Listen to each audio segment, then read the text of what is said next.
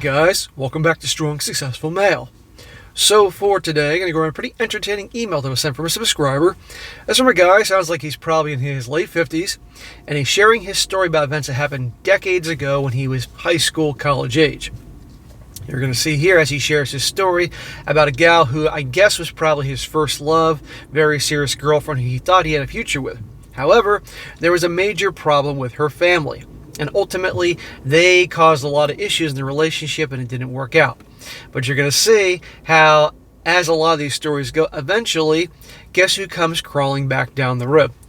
Proving they always come back. Except this guy is a catch and a prize, and of course, he replaced her many times over.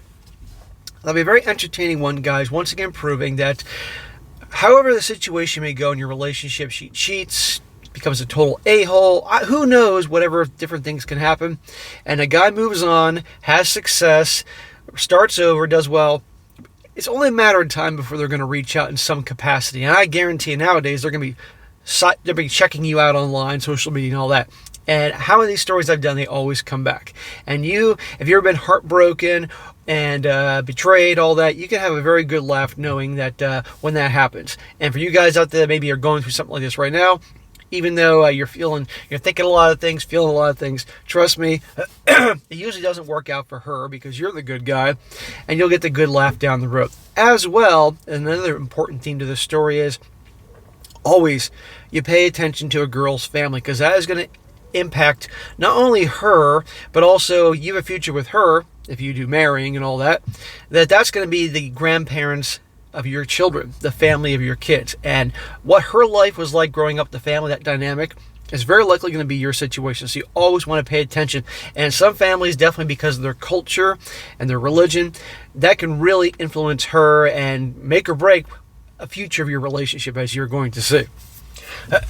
So it starts off, says here, Dear SSM, I don't know if this type of story is the one you'd like to do, but here it is. Pardon the lack of structure, I just dictated this quickly.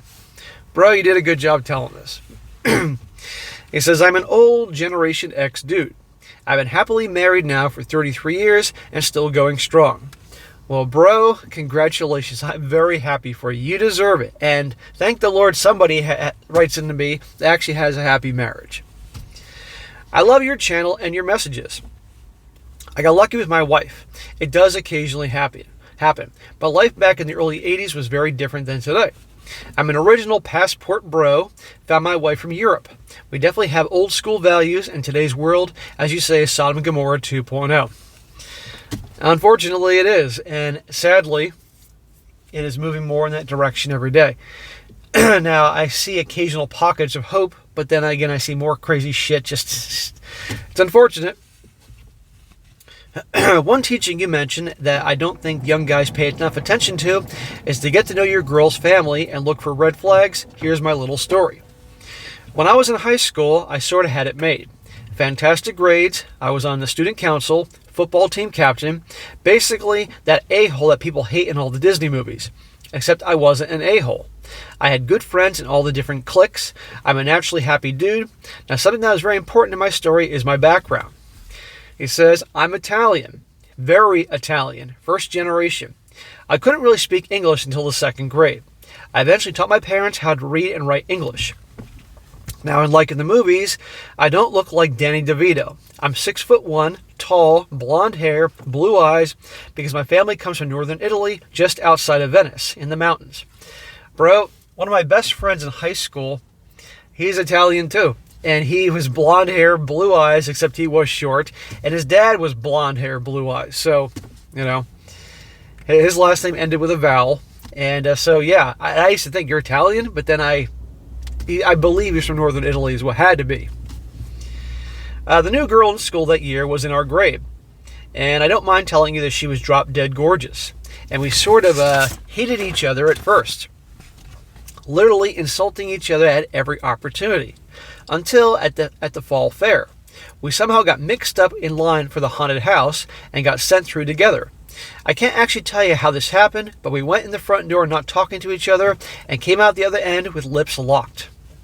Probably all your fighting and insulting and carryings on was actually, it was because there was sexual tension. That's why. She probably was really attracted to you, didn't want to be attracted to you because she's like, I don't want to be attracted to that football player type, but really was one of those types of things. And it's possible that a lot of her insults were more like banter and her testing you than actually like mean spirit hate in your guts. From that point on, we were inseparable. Our goals, values, and SCX all lined up. Life was great for just shy of 2 years. At this point, we were applying to universities. We were pretty serious, but in the early 80s, high school sweethearts was still a thing. She had already met my family, and they all loved her. Hey, this sounds like a great situation. What could go wrong? Well, now he's going to meet her family. It says here, she happened to be Jewish. Her parents and little sisters had met me also. They were always very nice to me. I'd eaten dinner at their home at least once a week, as I would tutor her in math after school. Then after Christmas that year, her grandmother came down from New York. So I want to point out that he's getting along just fine with her family right now. But now, Grandma, old school Grandma, is coming to visit. That was weird. She actually asked me, so you're an Italian. Is your family and the mob are connected? I started laughing, thinking that she was joking. I said, if we were, I could never tell you. Then it was. She says, you two seem pretty serious. Are you converting to Judaism? I'm sure you were all waiting for that one, huh? Quick story here about the mob thing. You know, there could be, you know, everybody is, the joke is a lot of people, the stereotype, they assume that if you're Italian, then you're connected to some capacity or know somebody or have some family member of the mob. In a way, that could be a good thing because that may mean people won't mess with you. And I got to tell you guys, a quick story here. When I read this, I was dying to tell this story. The most fun and memorable wedding I ever went to was 16 years ago in Providence, Rhode Island. Providence, Rhode Island, some of you guys know what I'm talking about here. With a young Italian gal whose father was in the construction business. My girlfriend at the time was friends with her. They've been friends for a few years from law school. And when I went to that wedding, when I got to the reception, it was like a scene out of Goodfellas. I kid you not. There must have been more old dudes walking around in $2,000 suits than I've ever seen before. And the thing is, everybody was so friendly and warm and having a great time. It was really cool. But you look around the room, because everybody knew the rumors about her family. You look around the room, it's like, holy shit. And again, it was a great time. Let me tell you, it was the longest reception I ever went to. The food, everything. And I got to tell you, I met more cousin Tonys and Uncle Tonys than I could possibly count. How you doing? How you doing? And Jesus Christ, the cologne. If anybody lit a match in the room, the whole fucking hotel will come crashing down. But anyhow, I will always remember that at one of probably the most fun wedding I ever went to. But that stereotype that, you know, you're Italian, therefore, in a way, maybe that'll keep you from messing with you, you know. But anyhow, I'm sure that you heard that many times before. Where am I going? Oh, so anyway, Grandma wants to know, are you converting to Judaism? Saw that coming a mile away. And I told her that I, of course, respected Judaism, but I was a Roman Catholic, and honestly, converting to another religion had never crossed my mind. Guys, never fucking do that. In my mind, that is the worst thing a guy can do. Okay? And at the end of the day, if it's not going to work out, it's not going to work out. But no, you don't change your religion, your faith. And even if you're not practicing, you know, even if it's just, you know, you were raised a certain way, but no. I told her I would never want to change anything about my girlfriend, and she was perfect the way she was. And hopefully she thought the same of me. The dinner went on after that, and I thought that all was well. Until the next day. She handed me a box with a few of my things and said that we could never talk or be with each other ever again because I wasn't of her religion and I wouldn't convert for her. There you go. 2 years, everything's great and amazing, and then a dinner with Grandma, and all of a sudden she's like, here's your shit. Since you're not going to convert, since you're not going to, that's it, it's over with. You want to talk about pushing you in a corner here. But no man accepts ultimatums, and that was an ultimatum, her way of doing it. She said that she had no choice. She didn't want to break up, but her parents are making her do it. She was ugly crying the entire time. Snot, tears, heaving, gasp for breath, the whole thing. I didn't know what to say. I'd never been rejected by a girl's family before, and I was shocked. She seemed devastated. I took that pretty hard. I spent the rest of the year studying and working my part-time job, just waiting for school to be over so I didn't have to see her in the hallway anymore. Dude, I've been there. Not broken up because of religion, but I remember high school, the first girl I really was in love with broke up with me, and I was heartbroken, and I did not handle it well. It was simp time from SSM before I was SSM, and let me tell you that. And I learned the hard way by doing the crying and the groveling and all that bullshit. Didn't get you anywhere. And walking the hallways and seeing your freaking ex-girlfriend who broke up with you, oh, that sucked. I told you guys back in the day I learned the hard way by doing the wrong things. It says here, my family was also pissed off. They took it as anti-Italian, bigotry, and in the fine fashion, my dad says, F them. When you go to school, you'll have more girls than you know what to deal with. Well, your dad's right. And if you were a good-looking guy, football team captain, and popular and all that, you have no problem getting ass. But I want to point something out here. Yes, she was, 18 years old. And family pressure, of course, that's tough, depending on your culture and religion, and it's your family. But believe me, there are people that have told their families to F off for the guy or the gal, and I'm going to be with them anyway. And she could have done that, but she didn't, okay? And that was her choice, and she was obviously, it's a tough thing, but still.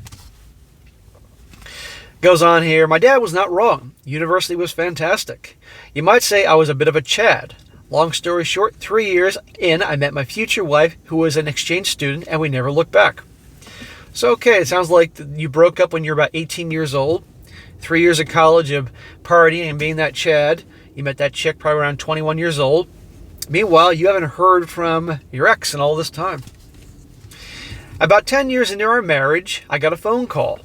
Back then, phones were actually attached to the wall by a cord. It was my old high school girlfriend, just catching up.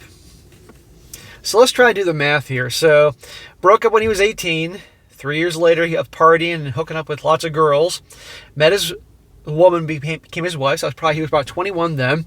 Let's assume he at least waited a few years to marry her. So he's probably talking mid-30s at this point. So we're talking probably 17 years after that breakup, he gets a phone call from her wanting to catch up.